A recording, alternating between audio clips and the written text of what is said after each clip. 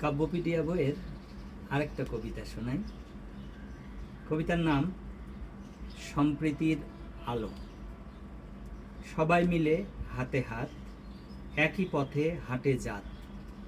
ধর্ম ভাষা রঙের ভেদ, মুছে ফেলে ভালোবেসে বেদ।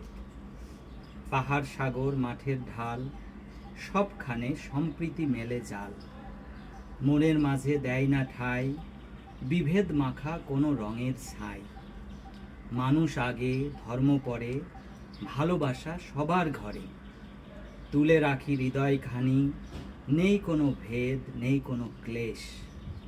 জেগে উঠুক নতুন দৃষ্টি, নতুন সকাল।